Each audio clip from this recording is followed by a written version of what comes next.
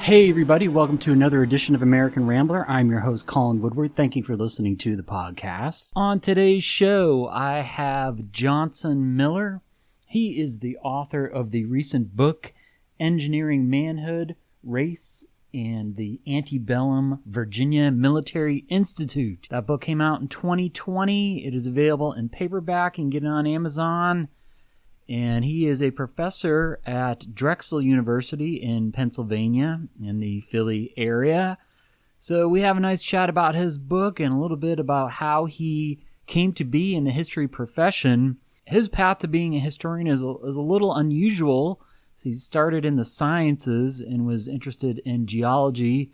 He eventually came around to doing history and is doing it now, teaching classes at Drexel and writing in his spare time, as so many in academia do. And I don't teach, but I try to do my scholarship in my free time. So it was nice for him to take a little bit of time and talk with me about his book.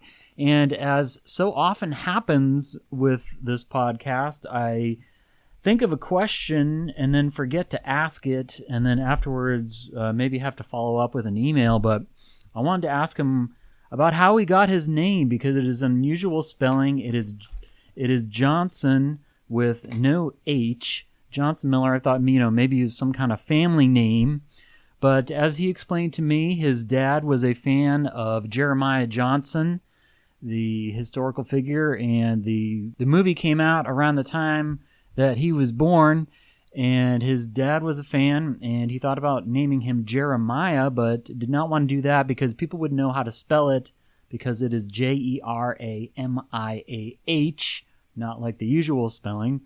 And apparently Johnson's dad had a friend at the Bethlehem steel plant in Johnstown and decided that he would name him after him, but he took out the H in this guy's name, so it's Jonson without an H. It's really odd what parents are thinking sometimes when they name their kids, causing them a lot of problems down the line, either because it is an unusual spelling or it is just plain unusual. Obviously, a lot of us know people who have a kid that's kind of an unusual name. I mean, my daughter, one of them is named Nola after New Orleans, but it is also an actual name, and there aren't a lot of those, but we do encounter them from time to time. But I'm sure you can think of someone who has an unusual name, and in doing my Johnny Cash research, it seemed like it was customary for a lot of people in the 1930s to not really give their kids a name, just initials. You see it with Cash, who was initially called J.R. Cash, and there doesn't seem to be agreement in the family as to what the initials stood for. But also there was W.S. Holland, who was Johnny Cash's drummer, and people in Johnny Cash's neighborhood growing up in Dyess in Arkansas, a lot of them just had initials and went by those for a while. You have Harry S. Truman, where the S doesn't stand for anything. So again and again, weird names don't make a lot of sense. I'm not saying that Johnson's name is weird, but it is unusual, and I wanted to ask him about that and forgot. So, quick follow-up email, and he explained it, so I was very pleased with that. Good day for editing a podcast. We got dumped on with the rain. It hasn't been a rainy summer. I guess it hasn't been drought necessarily like the West Coast, not like the Rocky Mountains region with Colorado having the wildfires. It's been a very in-between summer, not hot, not necessarily cool. It's never really that cool here in the summer, but have not gotten a lot of rain, but that changed today. So good day to be indoors and editing a podcast. I was finally able to get to this, and I appreciate Johnson's patience. My Red Sox are not doing great. Lost 5 of their last 6, I believe. They're not hitting and not pitching, which is not a great combination. So I am not happy, but if you don't like the Red Sox, and I know there are a lot of Red Sox haters out there, you must be pleased that Tampa Bay is now in first place, but hopefully the Sox will turn it around. I think they'll definitely make the playoffs, but might not win their division. All right, well, we're going to talk about VMI, the history of it.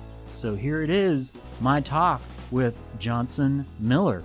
Thanks for talking with me today. Oh, this is my pleasure. I'm excited about it. Good. Are you in Philly right now? Well, actually, I live right outside of Philly in Bucks County, the so-called Genius Belt. Oh, really?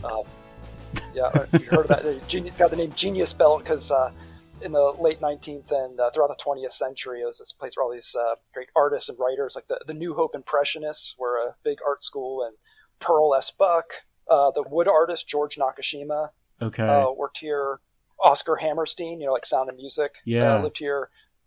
James Michener, but still lots of great geniuses around here, like new artists like Dot Bunn, and one of my favorite artists. Not because he's local, but just because he's great, is Valery Skripka. There's these thriving poetry communities here, really accomplished poets like the very, very recently deceased Chris Bursk, award-winning poet who's published, it's like 16 books of poetry, and it's got the beautiful Delaware River Valley. So yeah, I love the area. Oh, that's good.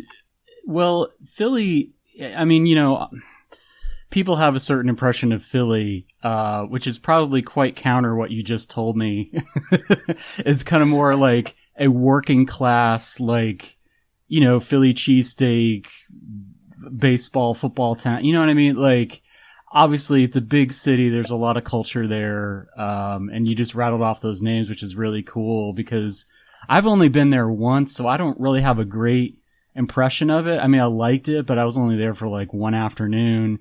I've tried to kind of live there, and I applied for a bunch of jobs in that area. There's obviously a lot of schools. But I don't know Drexel. Just kind of give me an impression. What kind of school is it? Yeah. So you're right about, Philly being, all cities are working class cities ultimately, right? True. Yeah. Just given the majority of people there, and it's a cool city, and it's we talk about as a city of neighborhoods where there's all these small, distinct neighborhoods, and it's that you can just live in and walk around these small, discrete places, even though it's a huge city, but it doesn't necessarily have to feel so small or so big. And Drexel is often thought of as an engineering school. It used to be the Drexel Institute of Technology. So it was part of this institute movement of the late 19th and early 20th century, developing these technical schools. So very much the predecessors of which were things like the Virginia Military Institute, except this is a private school and it's not a military school. But now, has some strong arts and humanities, strong sciences. Have a great nursing program and a medical school and a law school now. So the new president is imagining Drexel is becoming something more like the NYU is his model, but historically it's been a engineering and a technical school that originally served to help working class boys and girls in the immediate neighborhood as a way of entering into the middle classes through getting an affordable education. Okay, well that's sort of similar. So, it's similar to the story you're telling in your book on VMI. Yeah, given my training and the sorts of things I study, it's, I think, not an accident that I ended up with a job at Drexel. Right. And you've been there a while now, since 2007, is that right? Yeah. Okay. Yeah, what's that, 15 years now, 14 years. Is it felt pretty quick? Yeah, I couldn't believe it. I just had to write to one of my colleagues. He was mentioning someone who had been around a while ago, as if I didn't know who this person. I was like, yeah, I was around back then. I've been there for 14 years.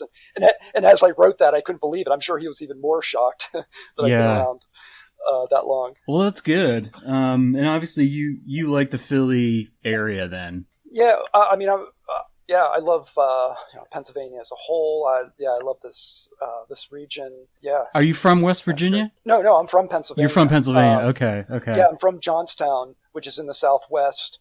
Not too far from West Virginia, and the part of Pennsylvania I'm from is in the same sort of cultural zone as West Virginia. It's very much part of Appalachia, although it's this place where Pennsylvania Dutch country and Appalachia overlap with one another, and so you get these interesting cultural mixings, and then you throw into it those working class immigrant cultures that build up around the steel mills. Johnstown is a steel mill town. My dad, he just retired from the steel mills, even though not many jobs left there, but it's like a mini Pittsburgh. Okay.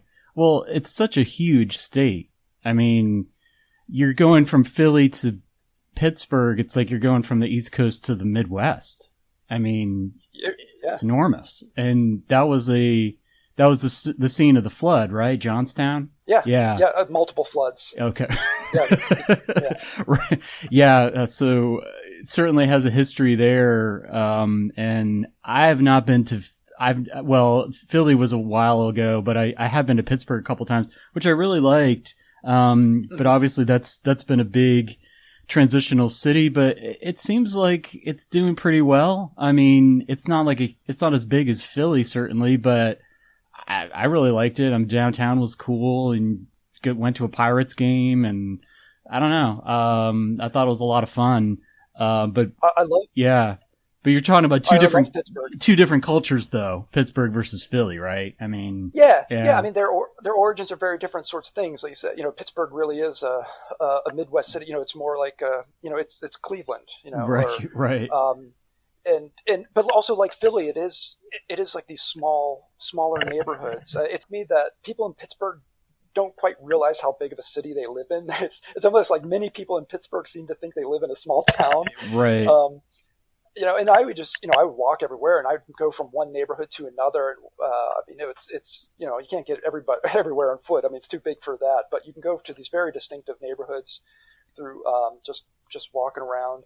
And you're right about making this really great sort of post-industrial transition. I mean, in many ways, it's really a model city. Philly has always been bigger and economically more diverse than Pittsburgh, so it didn't quite have to do the same sort of transition. Pennsylvania as a whole has weathered things like the 2008, the Great Recession, and housing booms and busts better than a lot of places, partly because, as a banker explained to me once, so a guy who was responsible for giving out loans for things like housing, he said, Pennsylvania already got hit by everything. Right. Everything's already been destroyed that's going to be. And so we were in good shape when other crises came along, doing better than a lot of places. Yeah. Remarkably. Yeah, no, I thought Pittsburgh was very cool. I mean, the downtown was, pretty dense. I mean, you could walk around, you could walk from the Pirates Stadium to the downtown. And I guess because you got the Three Rivers, it's fairly contained compared to really sprawling big cities. It's kind of like when you're driving into Pitt, it's like you don't really see it until you're right there. You know what I mean? Like, it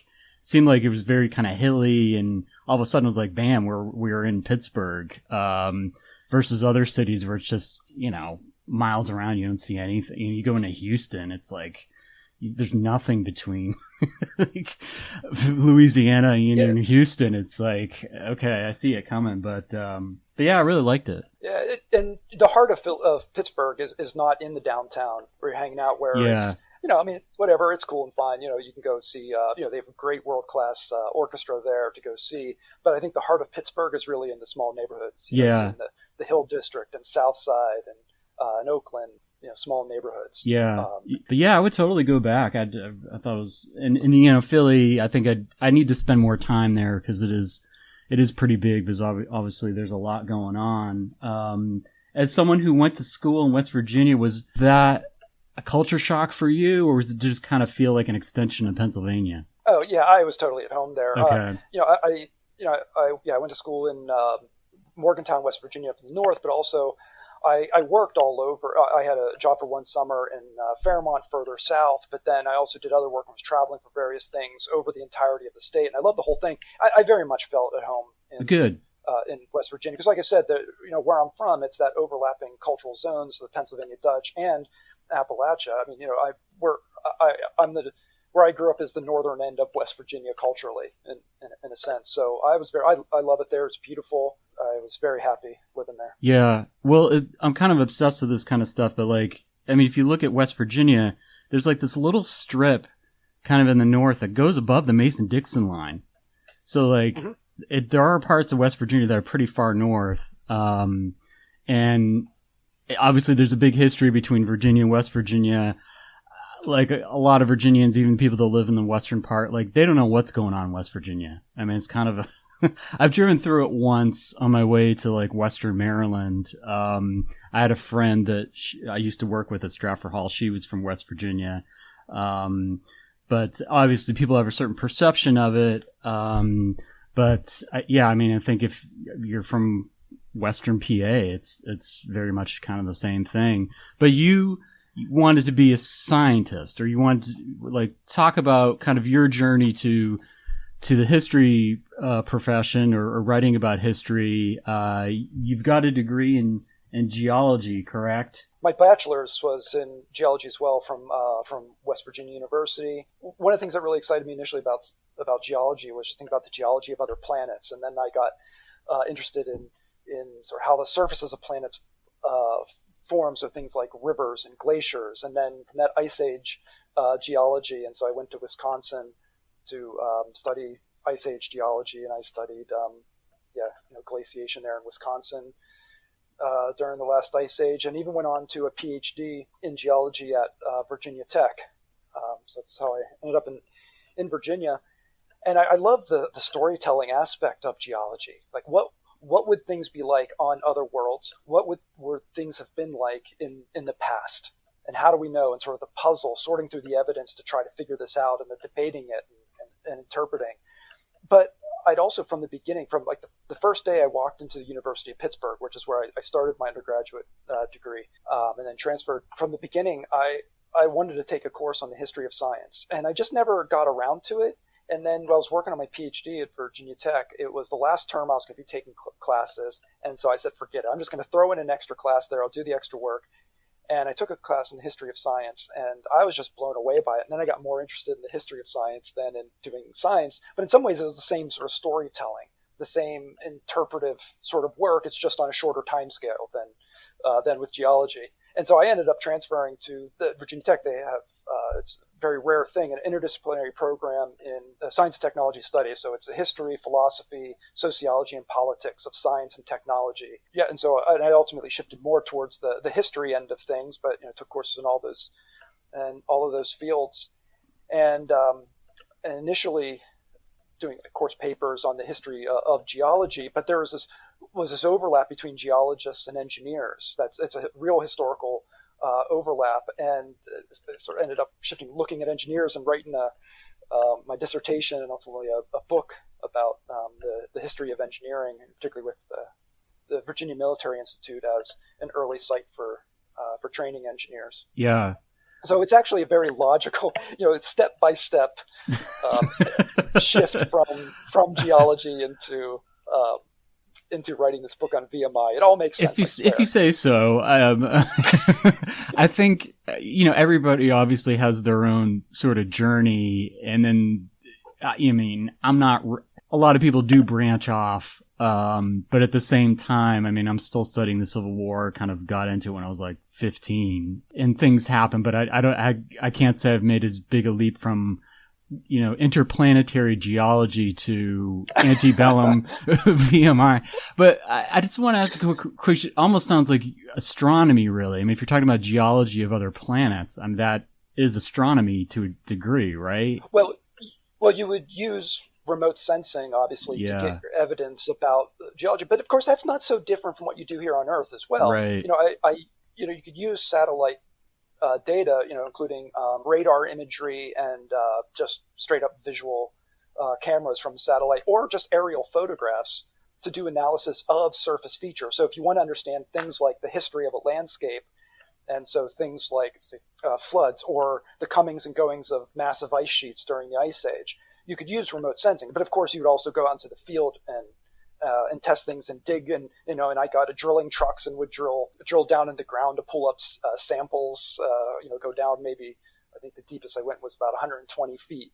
Obviously I'm not going to go to Mars and do that, but but it's not so different for the folks who just study volcanoes, or you're looking at Mars where there's evidence of glacial activity, ice action, and water flow and so forth, right? As well as tectonic processes, creating rift zones and so forth. It's, in some ways it's not so different. You just don't get to go there and look at a road cut or dig a hole in the ground to look at dirt. Yeah, it's pretty amazing what they do with, obviously it's rocket science to a certain degree, right?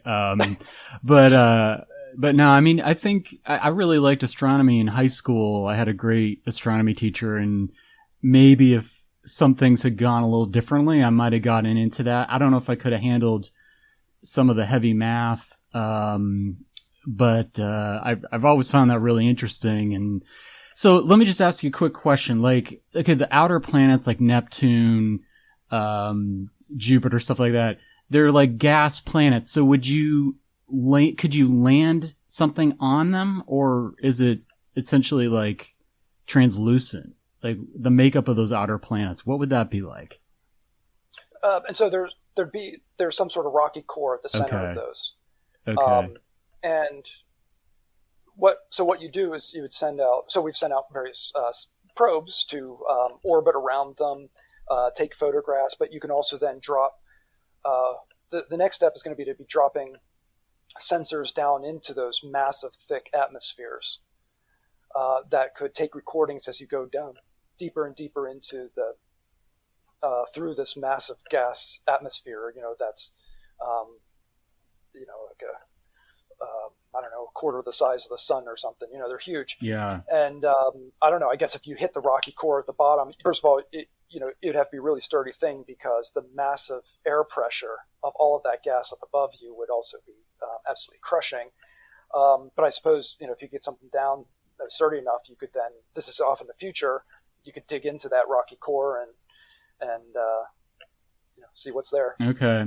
So I'm guessing you were pretty excited about those recent Mars videos and pictures and stuff when it was earlier this year. Yeah, it was pretty cool. We get this.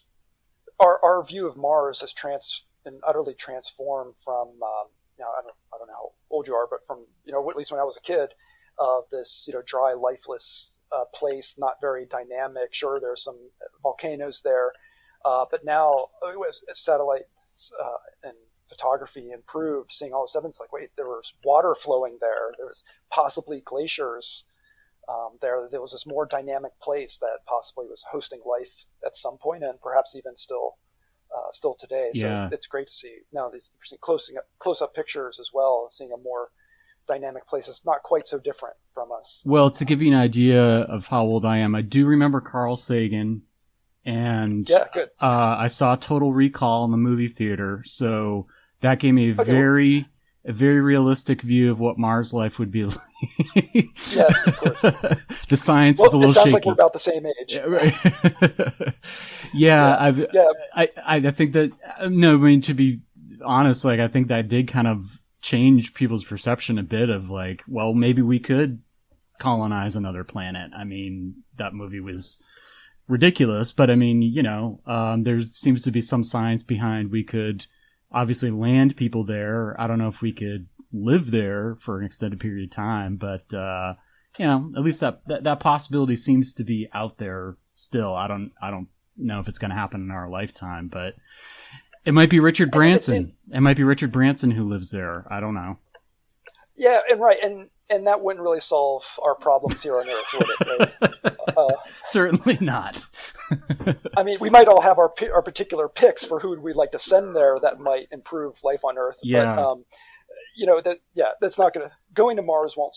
As cool as that would be, that it won't solve our problems. No. You're not going to... it's not like you're going to have this mass movement of people to live in that desert. And even if you did, it won't solve any of the war, inequality, starvation, right, disease. Well, and we have to live with that. In Total Recall showed, I mean, it was just a mess up there. It was like a corporation, exploiting people. And humans being humans, it'll probably turn out to be a penal colony or something. We'll just like send all the riffraff up there. I mean, that sounds like a movie, but we'll screw it up one way or another. I guarantee. Okay, so you at Tech, you sort of do I've never heard of this. You had like a science and technology studies degree? Yeah, right. Talk about that. So like I mentioned, it's interdisciplinary. So a lot of us came out of the sciences and engineering, the graduate students and the professors they had PhDs in anthropology, sociology, economics, philosophy, or what have you. And so, taking things like history, courses in the history of science, history of technology, the philosophy of science, philosophy of technology, courses, on policy and politics. Like I had a course on how the Supreme Court deals with issues of science and technology, or not just Supreme Court, but how courts deal with those questions. The sociology of science, like how scientists go about producing their knowledge, right? We tend to, popular imagining, have this idea of scientists accept certain theories because they're true, because we know better. But that doesn't explain why people thought things that we now think was wrong in the past. And so folks in this field realize that, hey, we might have sociological explanations for why people believe, wrong things or dumb things, like phrenology or whatever, but we should use that same sort of tools for understanding why people believe things that we now think are true. Copernicus didn't come up with the sun-centered cosmos because it was true. It looks like, it was more like because he was hyper conservative and was really anxious about the fact that increasingly astronomical observations didn't allow for simple circular orbits of everything around the Earth. And so he said, oh, well, we can make the circles more circular if we put the sun at the center instead, because the circle that was holy and sacred. That's how God would create things. And so actually he was driven to that by this great conservatism rather than the sort of radicalism that's often attributed to him in popular culture. So that's how folks in this field might think about the history or the sociology of something like science. Okay. Now, given American history is relatively brief, it sounds like you could just as easily, or I don't know, kind of gotten into European history. You're dealing with longer periods that are maybe more affected by the environment or geology or something like that. Why did you sort of, go into American history versus something else?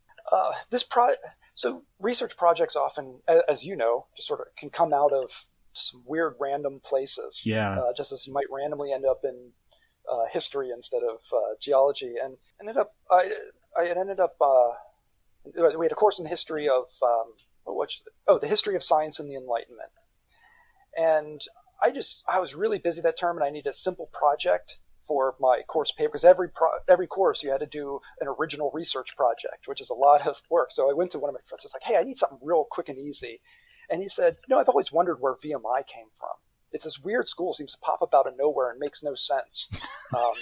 And I was like, oh, yeah, that is interesting. Let me look into that. And then as I started reading old documents from the school, writings by founders and early professors, I realized, like, boy, they keep talking about men and manhood a whole lot. That's interesting. What is that about? And so that became sort of the central driving force for me, and this project ultimately became a book, was this obsession with manhood. But I was also interested in American politics, about including things, inequalities and conflicts in the United States. And this was something that would allow me to engage that much more than, say, an older European history, or go even earlier. Look at medieval or ancient Chinese canal construction, for looking at history of technology or something. But power and politics in America interested me, and so it was quite easy for me to stick in American history. Well, I'm not sure how far tech is exactly from VMI, but that neck of the woods of Virginia, if you're there, I'm not saying you have to do a dissertation on something kind of local, but in a sense, if you're in sort of southwestern Virginia or whatever, doing something of VMI makes sense. And you're right. Like, before reading your book, I know a little bit about VMI. People either think of Stonewall Jackson or the Newmarket Cadets, or maybe the kind of the debates in the 90s about it going co-ed, which is still talked about now, and kind of some problems they've had recently with that. But no, you're right. It's an interesting story to look at. Did you take some classes, I'm guessing, at Tech, like Antebellum South or Civil War? Did you take a Bud Robertson class or anything like that, or not so much? No, remarkably, I ended up never taking a course with Robertson. Okay. Because I shifted more out of more the sociology end of things initially in my classes, and so this VMI project came up in some ways rather late, and so it was a late shift there. And so I like to joke that I learned history through the old craft tradition, and so working really closely with with historians on my committee for just in terms of methodology, and then I basically just put myself through a whole bunch of graduate seminars with tons and tons of reading for the most part. So most of my coursework was in the history of science, technology, and engineering, and so I came in with a strong theoretical and contextual apparatus for understanding something like the history of engineering. And so then it was the local history, the Virginia history, that was the thing I had to really dive deep into to build up. It was just so perhaps sort of the opposite direction of how a project might go. Okay. Well, talk about the history of VMI then. You said it maybe, I don't know how you just phrase it as like, it doesn't really make a lot of sense. But as you explain in the book, it obviously has an evolution and a purpose. So just kind of talk about, when it's created and what it was supposed to be. So one of the things that's odd about it is that it was a public, or that appears odd. That's just to say, the school actually makes total sense. Right. Given the historical context. It's just on the face of it, if you don't know the historical context, it might look like this odd thing. So the thing is, the South was the leader in public higher education, whereas the North was the leader in public primary and secondary education. And so here it was, so I think like the University of Virginia, of course, had been their public school in Virginia. And so there had been in Lexington, there was in the Shenandoah Valley, there was a arsenal for the militia. Now we're talking about Virginia. This is, so let's say in the 1830s, Virginia, which then included West Virginia. Right. And this, there was this arsenal for the militia there, and the townsfolks were really annoyed by the guards who would, get drunk and get in fights with locals and so forth, and they weren't from the area. And so there's debate about who actually came up with the idea, but there was a suggestion, well, why don't we replace that, put a school at the site of the arsenal, and then the students would guard it instead. So they would get some military training and they could guard it. We could get rid of these, annoying guards from other places. They could be more disciplined and initially the idea was to provide a liberal education, so that the cadets would take a bunch of classes at Washington and Lee University, which is right next door. Obviously what it was called Washington College back then, not because nobody knew Lee at that point. Right. But that they would take some classes there, and so they'd be getting a sort of limited version of what the planter class would have been getting from their boys of the planter class would have been getting at places like Washington and Lee or Hampton, Sydney, or something like that.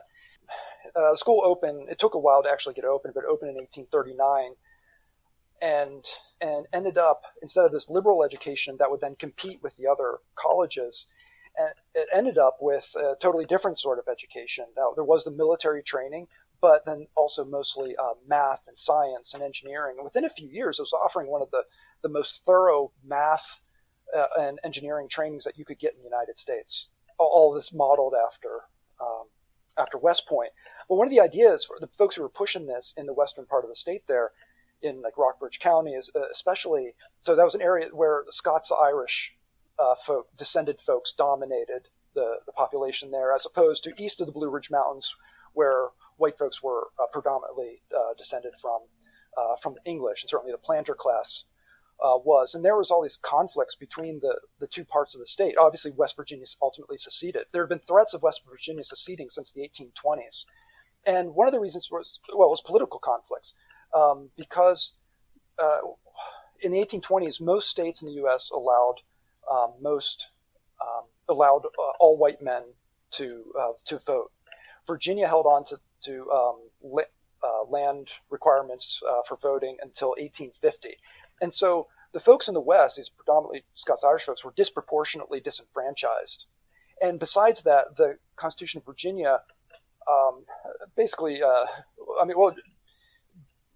gerrymandered the state. It included the entire population for determining apportionment as well, so that meant enslaved people counted as well, and free blacks as well, even though they couldn't vote.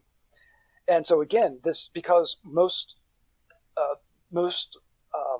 enslaved people were in the East rather than the West, where the Scots-Irish folks, they did enslave people as well, but to a lesser extent. All of this added up to a disproportionate amount of political power in the East.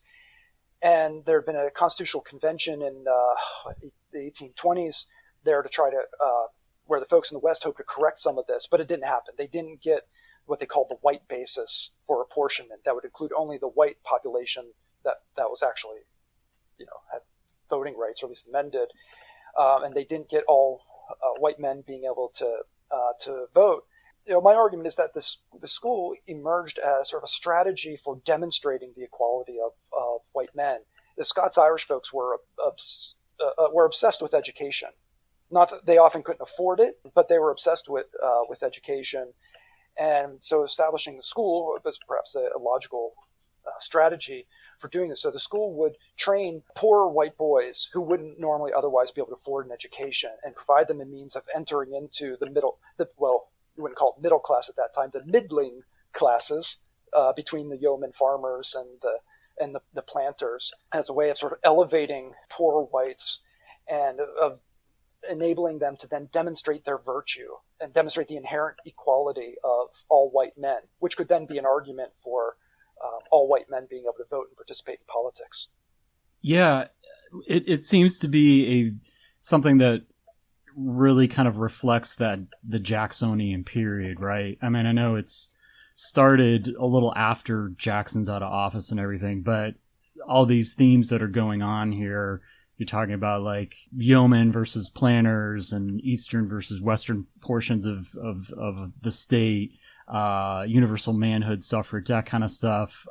It definitely seems like it's a creature of the Jacksonian period. I know it probably has antecedents and everything, but it was interesting to read, as you just said, that it's not until 1850 that Virginia allows all white men to vote. That's right. You didn't have to have. That's pretty late. I mean, yeah, I think South Carolina was the only state to come later than that, I think. Okay. Yeah, because I mean, that process starts in like the 1820s, but I didn't know it was as late as 1850. And, we'll talk about this a little bit more later maybe, but I also found that interesting that there was a secession movement in Western Virginia way before the Civil War, which I didn't really know much about. And yeah, I mean, obviously, the original Virginia is way bigger than it is now. It's still a big state, but, West Virginia does cut off in 1863. So, okay, so it's this place, it's to kind of train young men. And I just left a job at Hampton, Sydney, where you still hear this kind of rhetoric of young men, young citizens. It goes on in the liberal arts, but this is a school that eventually trains people for the military and engineers, but it's not just a copy of West Point. Maybe kind of talk. I mean, obviously, there's sort of a rivalry there, probably even now, but like maybe talk about some of the similarities and differences between. I know you're not, doing a study of West Point necessarily, but maybe just talk about some of the similarities and differences between the two institutions. In the earliest debates, like in 1835, these debates are going on in the local newspapers and so forth about what to do with the arsenal. Not everybody was on board with having a military school. There was various other proposals. But for those who were advocating a school, they really early on identified West Point as a model. But you know what? It's just not clear what they thought West Point was. Yeah. There's not evidence that they actually were planning for something that would really train engineers. That instead they were just thinking like, a place that has students under military discipline so they could guard the arsenal, and then we'll train them in, Greek and Latin or whatever. But then with the people who became involved, it was West Point, not just West Point, but the L'École Polytechnique in Paris became the model. So the the governor appointed Claudius Crozet to the first board of visitors that would then help to actually establish the school, create the curriculum, get the buildings purchased and built, and get things going. And he studied at the École Polytechnique, which at that point was the most prestigious engineering school in the world, and it still is one of them. And in France, engineers trained with a pretty thorough mathematics and physics, chemistry-oriented education, not quite recognizable to American engineering school students today. But then he left France for whatever reason and got a job at West Point, where he helped to reform the curriculum, bringing in even more math than what West Point was doing. West Point had already been modeled after the French engineering schools. And so he brought that West Point and École Polytechnique tradition. Well, to him, they were the same, right? Because he helped reform West Point to make it more like the École Polytechnique. So he brought that, and so obviously that's what he was going to help create there. And then when they brought in the first superintendent, they picked Francis Smith, who was a professor at that point at Hampton-Sydney, a math professor, but who had studied at West Point. And he saw West Point as the ideal form of education because of things like the discipline. And so West Point and L'École Polytechnique became the model. They crafted what really builds up to an engineering curriculum, but also had elements that were to train people to be teachers in the secondary schools in Virginia. So really teaching and engineering were the things that were sort of expected out of the students as this was made, as opposed to the West Point, which was training military officers. So now VMI, of course, they got military training as well, but they were training military officers in various things, including military engineering and civil engineering. And West Point was very important for providing trained engineers for building things like canals, civilian canals and so forth. But at VMI, there was no expectation of joining the military. It was not part of the military. I mean, not even the militia. You didn't have any particular obligation to state militia or state military of any kind. Nonetheless, many boys who graduated from there did serve in the military. Some of them fought in the Mexican-American War, a war that, because most of the professors came out of West Point, they were Whigs and opposed the war. But nonetheless, they were students went and joined, not many, some joined the Army, fought in Mexico, or became military engineers. But really, most of those folks who left there went and did other things, not join the military, not be engineers. Many of them did become teachers, but they just went into business. They used their discipline training and so forth to become businessmen of various kinds, or they went on to further education, becoming doctors and lawyers and so forth. Obviously, the French military tradition was the model because of Napoleon and things like that. People like to speak French because it was kind of the language of the aristocracy and stuff. But I mean, up until probably the Mexican War, they're still kind of studying Napoleon, right? I mean, I know you have military theorists that come out of the Napoleonic Wars, but are they studying that kind of stuff? Or is there really not a whole lot of emphasis on tactics and strategy? Well, not strategy. I mean, still, say, I teach lots of ROTC cadets now. And many times they'll tell me, like, we learn strategy from you. We don't get that in our military training. I guess lieutenants don't need that. Okay. So, no, I haven't seen any evidence that they were studying. So Americans who were studying Napoleonic warfare, they would have been studying it through Jomini, who was a theorist. Think about Civil War officers, carried a sword in one hand and Jomini's book in the other. And so this was quite different, but they were reading French, not because French was an aristocratic language that represented the higher classes, because in America, it wasn't French, it was Greek and Latin. That was the language of the aristocracies, not in terms of speaking, but knowing those. And so while they did learn some Latin so that they could teach in Virginia secondary schools afterwards, they dropped Greek. They learned French because it was the language of science. That if you wanted to study engineering or math, you had to be able to read French because that's what the books were written in. And so they started learning French right away. And they used French textbooks in their curriculum. Like, they would read French math and engineering books. So it was just a necessity to learn French. Now they started getting more and more English textbooks, including the superintendent, Francis Smith. He wrote his own algebra book based on French book. And there were West Point professors who were creating textbooks. And this was all very different than what you would have gotten at, say, Drexel Polytechnic Institute, which is another place you could have gone and studied engineering at this time, where the engineering professor there, before the time VMI was being founded, he said, an engineer needs no more mathematics than algebra. Everything else is just a waste of time. Okay. And so it was very much this French way of training engineers to emphasize all this math and science the way that West Point did, which was also based on that French model. And so at RPI, learning French would have been a waste of time. At VMI, you simply had to get by.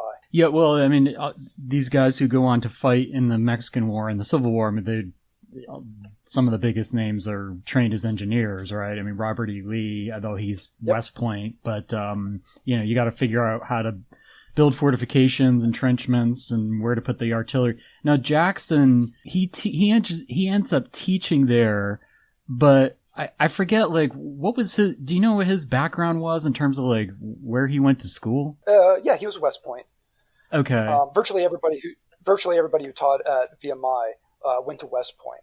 There was Okay. one of the founders of the school, Preston. He was a local guy. He didn't go there, but he taught things like Latin.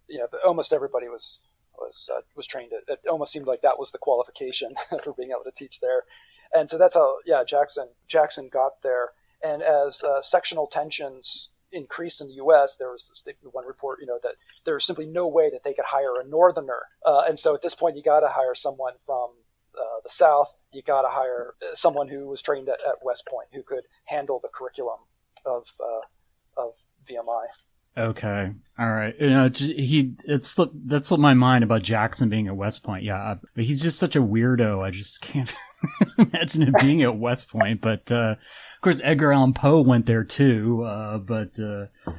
Yeah. So, how was the school? It seems like it's pretty successful blending these guys from, I know it's trying to balance the East and West and kind of like the yeomen and the planters. Is it pretty successful in doing that? How does that all kind of play out? No. And I mean, that wasn't really the point. Okay. So we shouldn't frame this as, here, can we smooth over the tensions between the two? No, it became one of many nodes in the fight to try to gain control. There was a struggle for political power in the state. The Eastern planters, they had it. Western folks, and also this emerging middle class particularly in the towns and cities in Eastern Virginia, they effectively became allies in this struggle for political power. So, like you mentioned, that Jacksonian element, and that was my first thought. VMI, because this seeming egalitarianism, at least among white men, this very Jacksonian thing, but it's actually not. The folks who were leading the school were Whigs. Okay. It was the Jacksonians in town who opposed establishing the school, which might be Jacksonian because, we don't want to establish some, the government establishing this elite institution or something. So maybe having a school there would have been too elitist for Jacksonians. I don't know. So it was very much a Whig project. Okay. Ultimately, and which fit in with this emerging urban middle class who were seeking a more diversified economy for Virginia, blaming the planter class for having dragged down Virginia's status as the economic and political leader of the country. And so rather than being a way of assuaging tensions, I think the folks who created VMI and the officers there wanted to, in fact, transform Virginia. And so if you could elevate these poor white boys, so there's this idea of public virtue back then, that the reason you had to be able to own land to vote was because you had to be able to demonstrate your virtue, your ability to set aside your personal interest for the common good. And so if you own land, therefore, you would not use the law in order to seize other people's property. You would guarantee property rights because you already had your interests assuaged. So now you could be beneficent in your rule. So what these folks, VMI, seem to be arguing is that white men are inherently equal. So let's create this space in which white men could demonstrate that. So you bring all these boys from across the state, you put uniforms on them, right? The same. You make them have this merit and demerit system, so regulating your behavior. Everybody has to follow the same rules. You couldn't have dogs or have your own personal slaves because that would demonstrate your wealth. So all these things to create a semblance of equality, and then you competed in this rigorously quantitative curriculum where not just your grades, but in your classes, but your behavior was graded on this quantitative system where they would rank people according to school, just like they do at the L'École Polytechnique or they did at West Point. And so you could have these boys competing on this supposedly equal playing field to demonstrate their merit. And that, as one of the founders said, genius is as likely found in a cottage as in a palace, or something to that extent. That poverty was a barrier to the expression of natural merit rather than wealth being a demonstration of merit. Okay. And so it was this challenge to the very foundational political philosophy of Virginia. And so they wanted to create a new sort of leader. So these mathematically and scientifically trained men who could rationally build the resources and the economy of Virginia to transform it, to bring it back into a leadership position within the country. So they didn't want to assuage tensions. They wanted to take over. And they failed. Well, and also an interesting thing reading your book was kind of how small some of these competing schools were compared to VMI. I mean, I can't remember exactly, but maybe before the war, kind of how big is VMI at its peak? I mean, it was, you were talking about like how small Washington College is. I mean, it's a lot bigger now, obviously, but there's like a handful of kids there. Whereas, VMI is much bigger, but still small by our standards, but doing pretty well in terms of enrollment. Maybe just talk about that a little. Yeah, I think the best way of describing VMI there in say the 1840s and 50s is that it was respectable. It was a respectable sized school. Yeah, Washington College, or what's now Washington Lee University, was in collapse at that point. There was, I think, 6 students when VMI opened. 6 students at Washington, right? Yeah. Now, keep in mind, it was a college in the sense of that word doesn't necessarily mean what it means today. Yeah. So they also had, it was like a boarding school for like a secondary school. And so effectively high school students and college students there.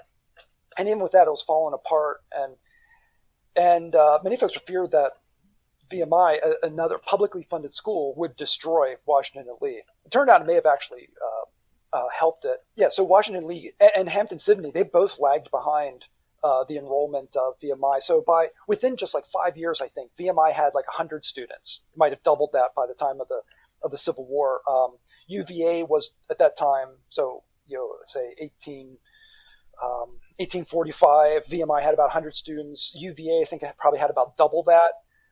Princeton might have had maybe like 300, 400 in there. But that was a bigger one. So VMI was respectable, and it wasn't totally unique either. There were other military schools around. Alden Partridge, he was from Vermont, and he established Norwich University. It's still there. He founded that. He had been a West Point graduate as well, and he created a network of private military schools. He saw this would be the ultimate way to create citizens, and he especially wanted to create a whole bunch of engineers to develop the country. Because it was a private school, none of the parents wanted to pay for their kids to get an engineering education. They wanted a classical education, so it's mostly what they did there at Norwich. Most of these schools folded pretty quickly, but they were around. Some were surviving. There was some one in here in Philadelphia.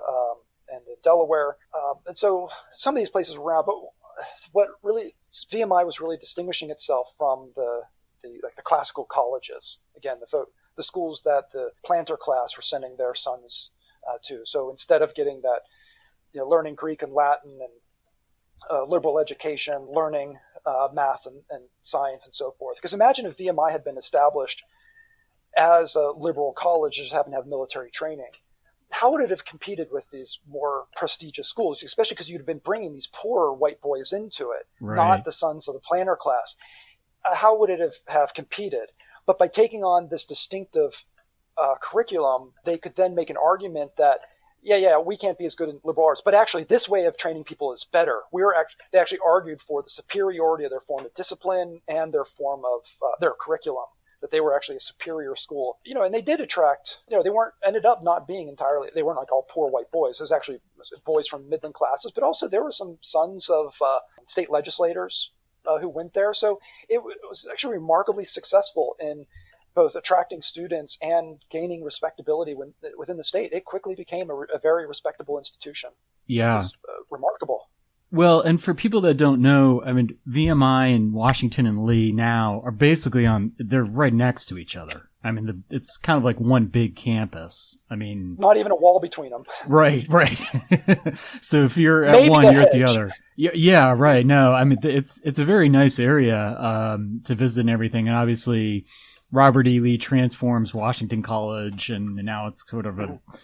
it's got some baggage with the Lost Cause, but I mean, it's definitely got its own culture. It's very, deep in the liberal arts, and VMI is still a military school. But yeah, I mean, it's the planters, a lot of them would send their kids to like Harvard, Princeton, Yale, like those kind of places. They wouldn't necessarily go to school in Virginia, but as you say, that did happen to a certain degree. Some of them did go to VMI or go to other schools in Virginia. Philadelphia was actually a common destination for Virginians. Okay. If you wanted to study medicine, right, you might come to Philadelphia. Yeah, and obviously Penn. So they like the liberal arts schools in the North. So you talked about the cadets. Like initially they were supposed to just kind of guard the arsenal. That was one of their duties, but a lot of them went on to teach. But when the war finally comes around, a lot of them serve on the Confederate side, right? I think you said something 1800 altogether. Is that right? What happened in 1800? I'm sorry. No, when the war comes, you had how many soldiers end up fighting for the Confederacy? I thought you said it was something like 1800 cadets end up fighting. Yeah, and former graduates. I can't remember the number offhand. Okay. But some that might give a larger sort of scale to this. So Sure. After VMI, every state that would join the Confederacy established some sort of state military school like VMI, and most of them are still around. Collectively, by 1861, they graduated 11,000 boys. So imagine that 11,000 boys getting, varying levels of quality military education to create a massive officer corps and a massive engineering corps to support the Confederate Army. So this was, in that way, a considerable contribution.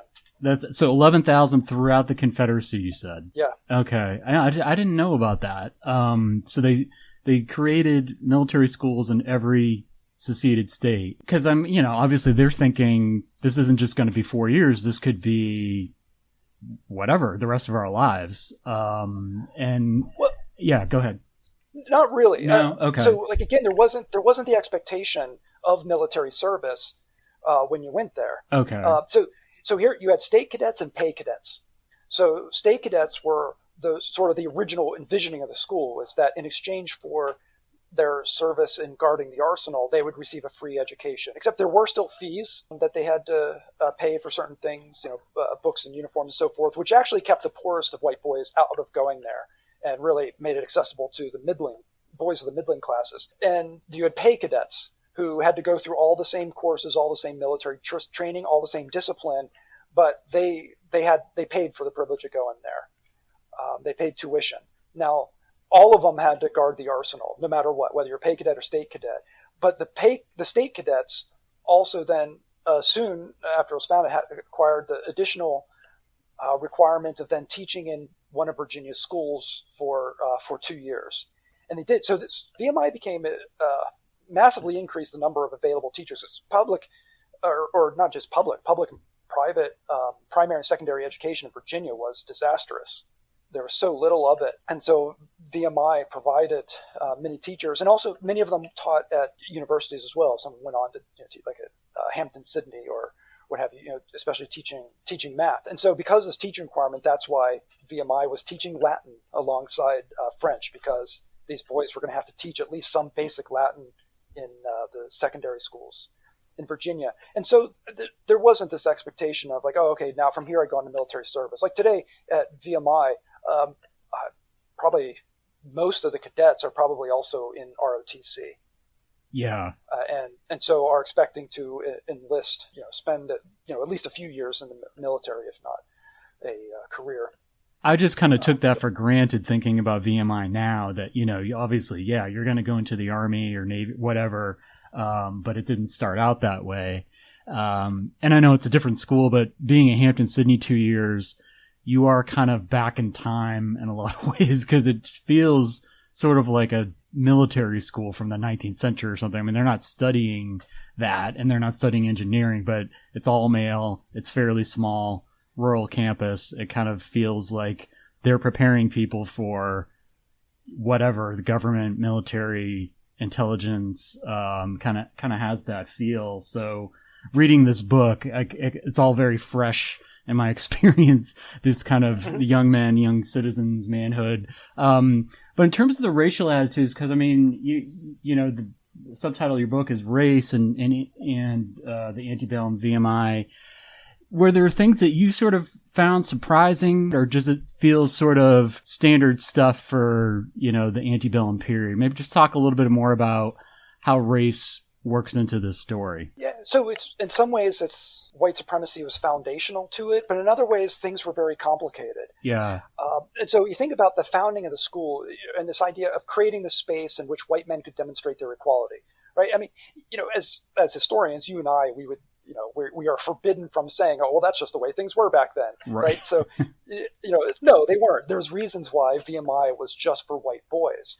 In fact, the idea of their white male equality was predicated upon the idea that while white men were inherently virtuous, inherently equal, black men and all women were inherently, by their very constitutions, they were incapable of public virtue, of setting aside their own interests for the common good, that was inherent to white people. So a white supremacist political philosophy was in some ways, found foundational to it. But at the same time, it was also an egalitarian statement, right? They were challenging the sort of aristocratic political culture of Virginia, opening up opportunities to a greater number of just white boys, but greater opportunities to a larger number of people, at least through education.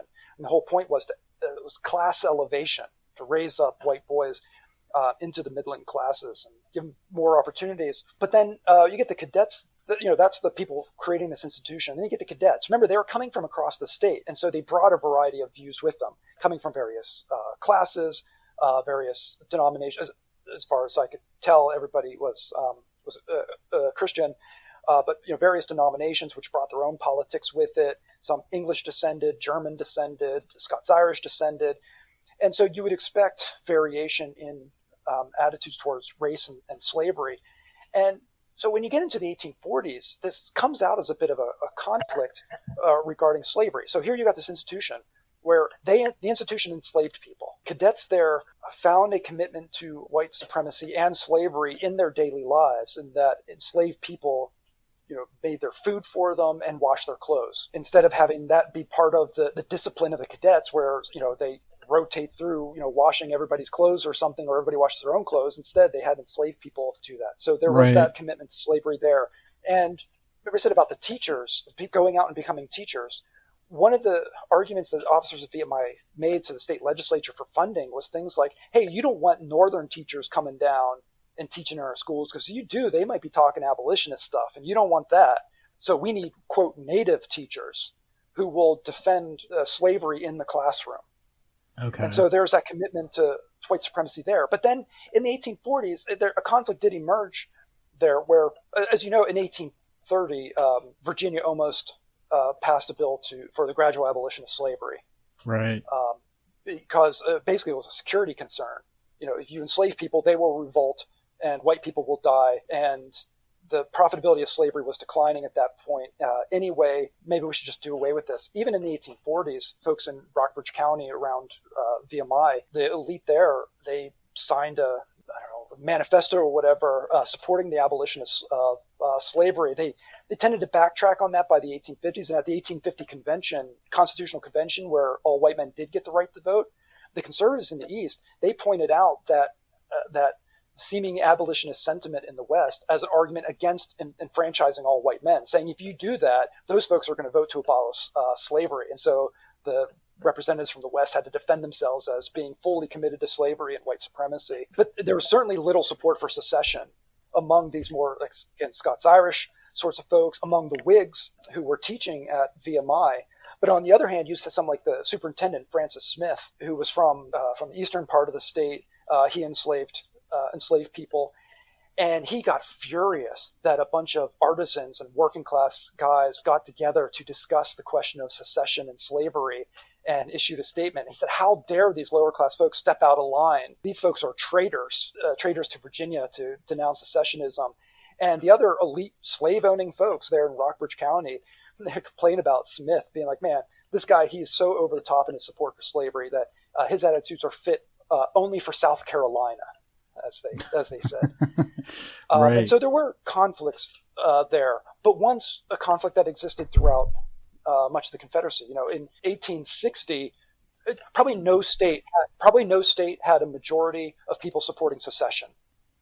Especially when most people talk about how popular secession was in any given state, they almost always exclude the opinions of black people. So especially if you include black people, probably no state probably had a majority in support of secession. And so to see these conflicts, it should not surprise us. And the conflicts were a regional one as well. East-west, the stronger commitment to slavery in the east of Virginia.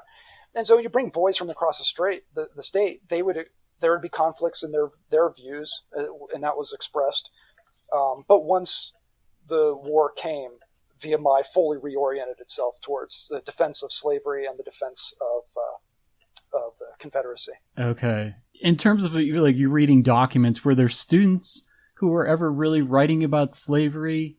Or is it more the teachers, administrators, those types of folks? Was it hard to find stuff from the cadets themselves that are really talking about this, other than maybe talking about their servants, more of kind of a day-to-day encountering, black people on campus and stuff? Are they really talking about it in kind of a ideological way? So, as you know, whenever we do sorts of projects, we always, you got to limit your sources in some way. I was really focused on the construction of the curriculum in the institution. Okay. And so therefore it was the officers of the schools, the local elites, the state legislature, folks like that who really mattered for my story. Okay. And also Jennifer Green wrote an amazing book on the cadets, these various military schools, where she really focused on letters from them and their diaries there, and looking at their career trajectories, what they saw their educations doing for them, their sense of manhood, how they took on. So the sorts of things I was describing being constructed in how did the students respond to that sort of thing? And she wrote a great book on that. But there were some fights with the cadets. Were at one point expressing some really open hostility to North and supporting secessionist sentiment. And I forget, there's some scene where they ran a flag up for something. Anyway, they got in trouble for it and disciplined by the administration. So you had these pro-secession, pro-slavery cadets who were sort of out ahead of the administration on that. But certainly you had cadets who had less commitment to such things. Well, one thing, in my own research, it's often very hard to find people talking about slavery in very specific ways, especially younger people that maybe just take it for granted or they just don't feel like talking about it or whatever. But I think what you do talk about kind of towards the end of the book is they are sort of speaking in maybe euphemisms to a certain degree, like defending our rights and institutions or whatever. Another way of kind of saying we're defending slavery, but not being so specific about it. But as you say, you're kind of focused more on the teachers and everything there. But it was interesting again to see this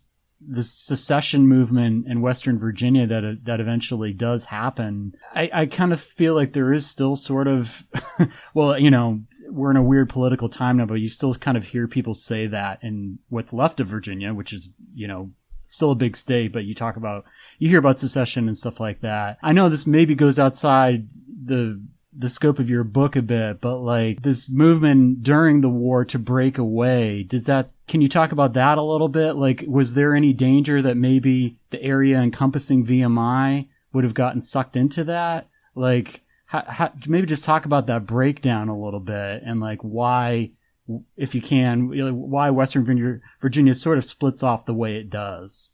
Can you talk to that? So, in the 1820s, looking at it, if you were going to predict where the line would be, you'd probably just pick the Blue Ridge Mountains. But VMI is on the western side of the Blue Ridge there. Yeah. And so it is a bit surprising. But one thing to keep in mind that the Scots-Irish, the elite in the valley there in Rockbridge County, those folks, there was intermarrying of English and Scots-Irish elites. And so they were in many ways more, wedded to the Eastern elite, more than what you got further west. They had better transportation infrastructure tying them to the east than to the west. So this brings us back to the very beginning of our discussion about, me being from Johnstown and then having Pittsburgh and the relationship to West Virginia. At this point, the transportation infrastructure of the northern part of West Virginia, and therefore the economy, was tied into Pittsburgh and into the Ohio River Valley. And so basically circumventing the rest of Virginia. And so while big parts of what became West Virginia were much more isolated, both in terms of ethnically and in terms of the transportation infrastructure and the economy. Those were big sticking points for the conflict to begin with. The fact that they could not get the state legislature to commit to building the infrastructure that would tie them into the larger market economy. Right. And so Rockbridge County was more tied in, both through marriage with the English elites, through access to political power, and through transportation infrastructure. And so it's perhaps understandable that that part hung on to the rest of Virginia. There was much higher incidence of slave ownership in that area compared to where the line west of where the line did end up breaking. And so they just had more, there were stronger commitments to slavery to the existing state than what you found westward.